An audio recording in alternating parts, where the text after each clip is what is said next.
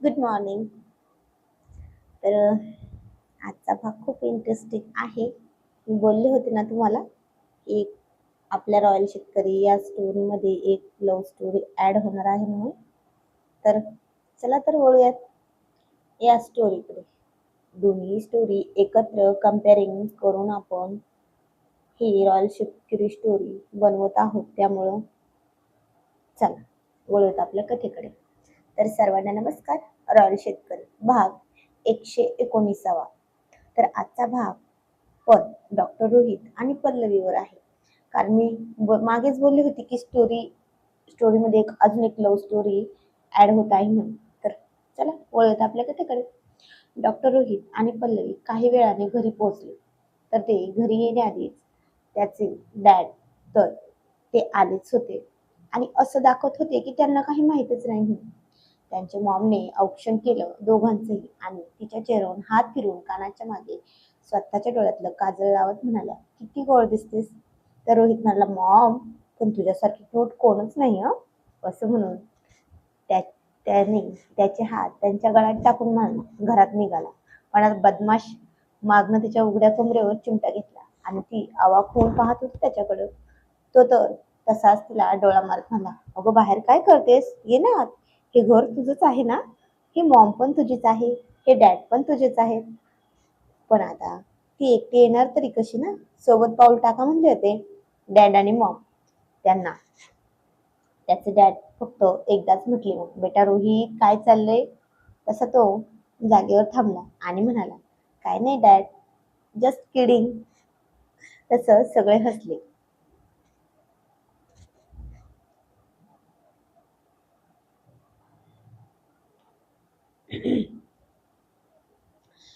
तो मागे गेला आणि तिचा हात पकडून दोघांनी घरात सोबतच प्रवेश घेतला. पण आता त्याच्या मॉमने तर रात्र झाली होती तरी हळद उतरवण्याची तयारी केली होती, कारण त्यांना कुठलंच विघ्न नको होतं. पण कुणीच नव्हतं. होते हे फक्त चौघेच. मज्जा तरी कशी येणार ना. तसंच असतं. त्यामुळे कुठलंही काम हे वेळेवरच झालं पाहिजे ना, नाहीतर ही अशी प्रत्येक कुठल्याही गोष्टीमध्ये गोंधळ उडतोच.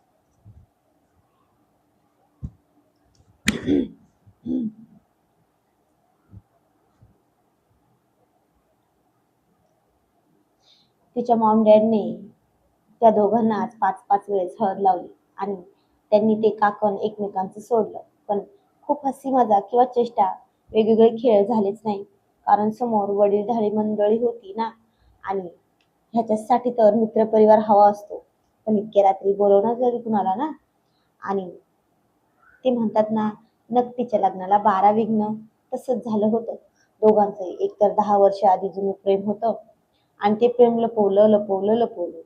नंतर सगळा घोळच घोळ. लग्नात पण किती प्रॉब्लेम्स आले. एकदा लग्न जमलं, परत मोडलं, परत दुसऱ्यांदा जमलं आणि झालं तर झालं, परत त्याच्यात असा प्रॉब्लेम आला. पण आता कुठं एकत्र यायला किती दिवस लागतील कुणास ठाऊक.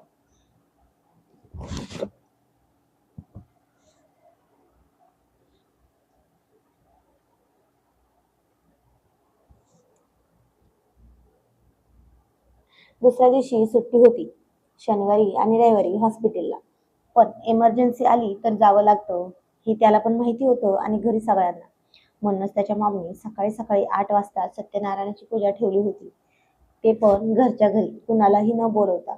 त्या दिवशी पल्लवी लवकरच उठली होती आणि किचनमध्ये प्रसाद बनवायला मदत करत होती. ती पण मस्त एकदम केस धुतलेले होते, जरा ओलसर होते, सुंदर अशी लाल रंगाची एकदम नेटची असणारी साडी घातली होती तिने. हलकासा मेकअप केला होता. ती तिचं काम करत होती. पण आता डॉक्टर रोहितला तर सवय होती सगळ्यांना सकाळी सकाळी मिठी मारत गुड मॉर्निंग म्हणायची. त्याची मॉम तर देवपूजेला बसली होती, तरी त्याने त्याच्या मॉमला मिठी मारून गुड मॉर्निंग मॉम म्हटलं. डॅड पण कॉफी पित होते, त्यांना पण गळ्यात मिठी मारून म्हटलाच गुड मॉर्निंग डॅड. हॉलमध्ये होते ते. तो दोघांनाही गुड मॉर्निंग म्हणून आत आला. त्याला पण आता त्याला कॉफी हवी होती म्हणून तो पहिले जसं किचन मध्ये जाऊन स्वतःच्या हाताने घ्यायचा तसंच आत्ता पण गेला. पण तिला असं समोर पाहून चकितच झाला, कारण तो मनातच म्हणला, अरे काय हे रोज रोज. माझ्यावर बिजली पाडते, रोज रूपात समोर येते, काय माहित.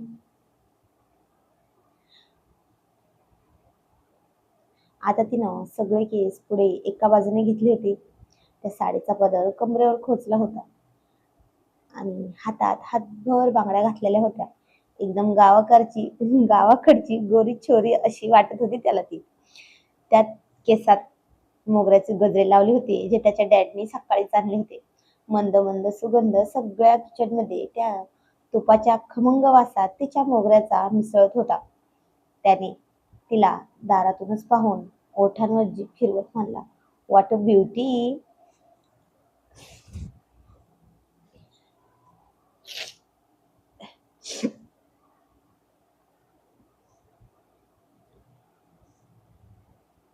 मग काय, त्याची आपसुकच पावलं तिच्याकडे वळाली. त्यानं तिच्या पाठीमागे जाऊन हळूच एक हात तिच्या उघड्या कमरेवर ठेवून आणि एक हात हळुवारपणे तिच्या हातावरून फिरवत ती जो शिरा हलवत होती ना, त्या चमच्यासोबत पकडून ठेवत तिला तो शिरा हलवायला मदत करत होता आणि म्हणाला, "हे हाय स्वीट हार्ट, गुड मॉर्निंग."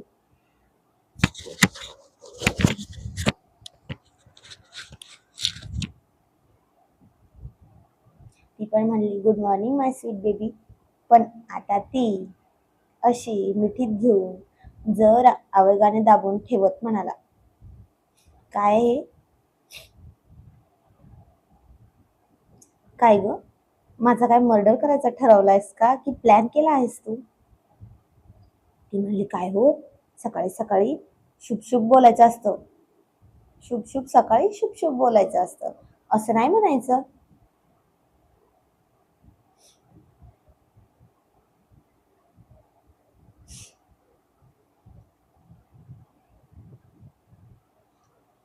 तो म्हणला, "अगं मग आता काय करू तू अशी असल्यावर?" असं म्हणून त्याने तिच्या त्या उघड्या गोऱ्या गोऱ्या बॅकवर त्याचे ओठ टेकवायला सुरुवात केली आणि तशी तशी ती अंग चोरू लागली आणि म्हणाली, "अहो काय हे, मॉम डॅड येतील, तुम्हाला काही कळतं की नाही? आणि कुणी बघतील, सोडा." तो म्हणला, "कुणी बघत नाही, चल इकडे ये." किती जबरदस्ती होती याची, प्रेम तर करायचा पण ते पण जबरदस्तीने. बिचारी पल्लवी. अजून पुढं पुढं अजून पुढं किती किती जबरदस्ती करून तिच्यावर प्रेम करणार होता कोणास ठाऊक. इतक्या दिवस लग्नाला नकार देत होता आणि आता लग्न झालं की त्याला धमच निघत नव्हता तिला असं बघितल्यामुळं.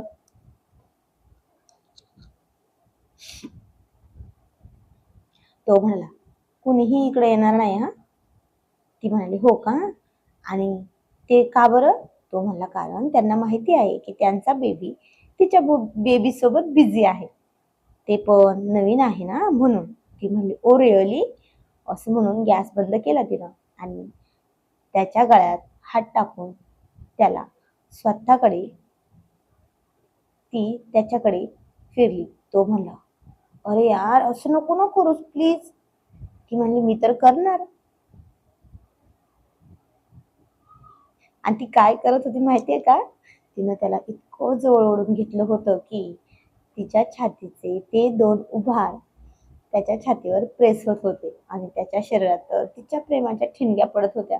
आणि आई शपथ, रोहित स्वतःवर खूप खूप कंट्रोल करण्याचे प्रयत्न करत होता आणि हे डॉक्टर पल्लवीला स्पष्ट जाणवत होतं. पण तरीही ती खट्याळपणे तसं त्याला करतच होती आणि गालातल्या गालात हसत होती. तो म्हणाला, "प्लीज ना बेबी, नको ना करूस असं अगं, नाहीतर ना." ती म्हणाली, "हो डॉक्टर रोहित, नाहीतर काय हो?" तो म्हणाला, "थांब तुला दाखवतो." असं म्हणून तो तिच्या ओठांकडे ओठ घेऊन गेला आणि खरंच आता तिला श्वास पण घेणं अवघड झालं होतं. काही वेळाने तो ओठ सोडून देत म्हणाला, "बघितलं ना आता काय करणार होतो, करणार का परत मग असं?" तशी ती स्वतःला सोडवून घेऊन म्हणाली, "हो करणार." आणि वाकडं जाऊन तो प्रसाद घेऊन निघाली. तो मनातच म्हणाला, "माय स्वीट चॉकलेट बेबी." किती गोड आहे ना, किती सतवलं आणि किती त्रास दिला तरी हाय तसंच वागते. ज्या क्लिप्स ऍड झाल्या नाही माझ्याकडनं मी त्या तोंडाने बोलून दाखवते बरं का.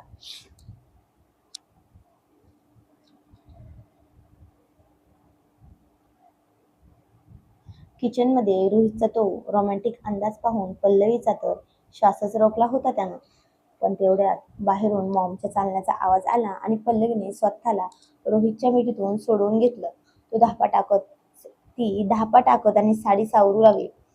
तर रोहित मात्र चेहऱ्यावर एक विजयी हास्य ठेवून तसाच उभा होता. सत्यनारायणाची पूजा आणि लपून छपून प्रेमपूजेला सुरुवात झाली होती दोघांच्या. रोहित आणि पल्लवी पूजेला बसले होते. भटजी मंत्र म्हणत होते, पण रोहितचं लक्ष मंत्रांपेक्षा जास्त पल्लवीच्या हातावरच्या त्या मेहंदीकडं आणि तिच्या केसांत लावलेल्या गजऱ्याकडे. तिच्या ओल्या केसांतून अधूनमधून येणाऱ्या मोगऱ्याच्या सुगंधाकडे जास्त होतं. पूजेत अक्षता टाकण्याची वेळ आली की रोहित मुद्दाम पल्लवीच्या हाताला स्पर्श करायचा, हातावर हात घासायचा. पल्लवीने डोळ्यांनीच त्याला खुणावत विचारलं, काय चाललंय? तर हा पाठ्या चक्क डॅड समोर असताना सुद्धा तिला डोळा मारत होता. तशी पल्लवीची तारांबळ उडत होती की कुणी पाहिलं तर काय होईल. पूजा संपली आणि पल्लवी सगळ्यांना शिऱ्याचा प्रसाद देऊ लागली. रोहित सोफ्यावर बसला होता. जेव्हा पल्लवी त्याच्या जवळ प्रसाद घेऊन आली तेव्हा पण त्यानं प्रसाद घेतलाच तर पण सोबत तिचं बोटही दाबलं आणि हाताने दाबून धरलं. ती म्हणली, अहो सोडा ना, कोणीतरी बघेल. तशी ती हळूहळू पुटपुटली. रोहित हळूच म्हणाला, हा प्रसाद फिका आहे ग, जोपर्यंत तुझ्या ओठांची चव त्याला लागत नाही तोपर्यंत. तशी पल्लवीला अजून लाल झाली होती आणि तिथून पळून निघाली. दुपारी मॉम डॅड विश्रांती घ्यायला गेल्यावर रोहित पल्लवीला म्हणाला, चल सेल्फी घेऊया.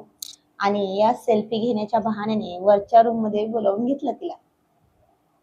आता ती वरची रूम तिचीच होती. ती त्याच्या रूम मध्ये अजून गेलीच नव्हती. वरच्या रूम मध्ये बोलावून घेतलं. पल्लवी जिथे थांबली होती ती रूम तिचीच होती. तिथे पोहोचली तर रूम मध्ये सगळीकडे मोगराच्या फुलांच्या पाकळ्या पसरलेल्या होत्या. डॉक्टर रोहित, हे काय आहे हो? ती चकित होऊन विचारत होती. रोहितनं मागूनच येऊन तिला कमरेत हात घालून स्वतःच्या जवळ घेतलं आणि म्हणाला, 10 वर्ष वाट पाहिली आहे या दिवसाची. आज कोणतीही घाई नाही आणि कोणताही घोळ नाही, फक्त तू आणि मी. त्याने तिचा हात हातात घेतला. तिच्या त्या लाल साडीचा पदर जो कमरेवर खोचला होता तिनं तो हळूच सोडवला. पल्लवीच्या अंगावर शहारा आला त्याच्या स्पर्शाने. त्याने तिचा चेहरा आपल्या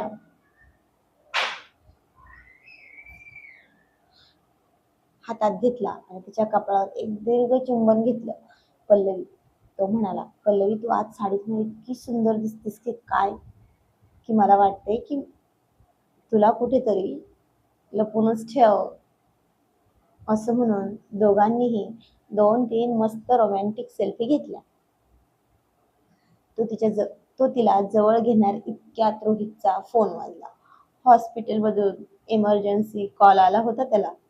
असा रोहित चिडला आणि म्हणला, ओ शिट, या हॉस्पिटल वाल्यांचं ना आजचं कामच होतं का? कोण आजारी पडला आता? पल्लवी हसली आणि तिने तो डॉक्टरचा कोट त्याच्या हातावर दिला.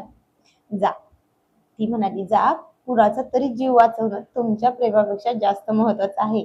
डॉक्टर साहेब प्लीज, मी वाट बघेल तुमची. असं म्हणून ती हसली. मी वाट बघते तुमच्या रात्रीच्या डिनरला, या लवकर. रोहितनं जाता जाता तिच्या गालावर एक हलकी पप्पी घेतली आणि म्हणाला, रात्रीची तयारी करून ठेवा, कारण तुमचे डॉक्टर साहेब आज ओव्हर टाइम करणार आहेत. आणि हो, माझं काम मला हे टॉप लेवल पर्यंत करायचं आहे. तशी ती लाजली आणि म्हणली, हो का, मग तेवढ्या माझ्या ओव्हर टाइमचा मला पगार पण हवाय, कळलं का? तो म्हणाला, हो देतो ना, बोनस पण देतो. कळेल हा लवकरच तुला काय बोनस देतो तो. ती म्हणाली हो का, पण मला बोनस पण लगेच हवा आहे. तो म्हणला अरे बापरे इतक्या लवकर, अगं आता कुठे लग्न झालंय आपलं. ती म्हणली हो का, ती मला काय माहिती नाही, मला बोनस पण हवा आहे, ते पण आत्ताच, ते पण तुमच्यासारखं एकदम क्यूट क्यूट. असं म्हणून दोघंही हसले. हॉस्पिटलमधली इमर्जन्सी संपवून रोहित जेव्हा घरी परतला तेव्हा रात्रीचे जवळपास 11 वाजले होते. घर एकदम शांत होतं. मॉम डॅड झोपले होते. रोहित थकलेला होता, पण त्याच्या मनात फक्त पल्लवीचा तो सकाळचा पाहिलेला साडीतला चेहरा फिरत होता. त्याने हळूच रूमचा दरवाजा उघडला, पण तिच्या रूम मध्ये मंद प्रकाश होता. पल्लवी झोपली नव्हती. ती बाल्कनीमध्ये उभी राहून चंद्राकडे बघत होती. विचार करत होती. तिने आता तिची ती लाल साडी बदलून एक सुंदर सॉफ्ट सिल्कची पेस्ट्री कलरचा नाईट गाऊन म्हणजे ड्रेस घातला होता. केस मोकळे सोडले होते. रोहितनं आवाज न करता मागूनच जाऊन तिला कमरेत विळखा घातला. तशी पल्लवी दचकली, पण त्याचा स्पर्श तिला कळत होता की हा तिच्या डॉक्टरचाच आहे म्हणून. तो म्हणाला खूप उशीर झाला ना मला ग. असं म्हणून रोहितनं तिचे केस बाजूला सावरून तिच्या मानेवर डोकं ठेवलं.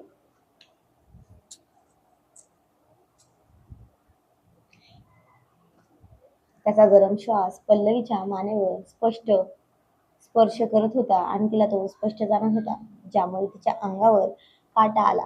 ती म्हणाली थकला असाल ना, मी जेवण गरम करते, चला जेवण घ्या. आता ती वळणार इतक्यात त्याने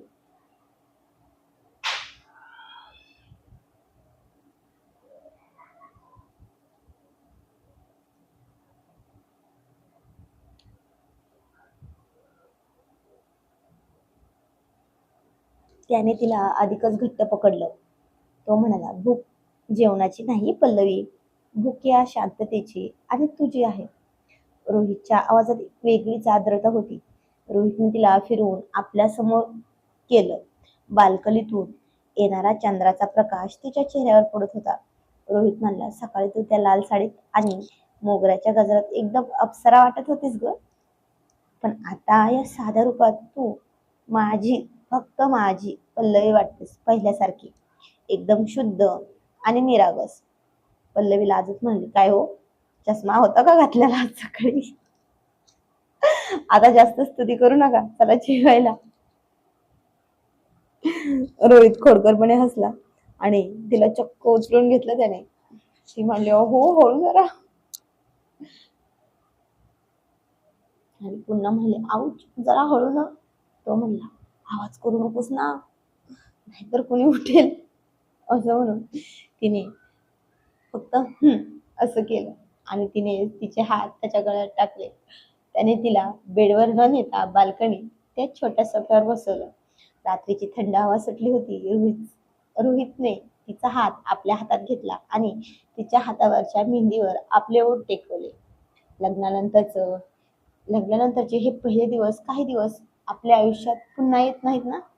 10 वर्ष आपण लांब होतो, पण आता मला तुझा प्रत्येक क्षण हवा आहे. तुझा राग, तुझं हसणं आणि तुझं लाजळ रूप सुद्धा. तसं पल्लवीने त्याच्या खांद्यावर डोकं ठेवलं.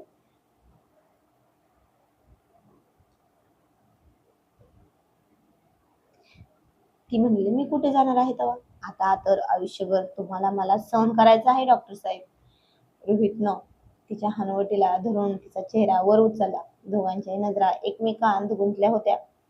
रोहित हळूहळू तिच्या जवळ जाऊ लागला. इतक्यात दूर कुठेतरी कुत्र्याचा भुकण्याचा आवाज आला आणि तसे दोघेही हसले आणि ती म्हणली अहो डॉक्टर रोहित सोडा ना, आता रात्रीचे 12 वाजलेत.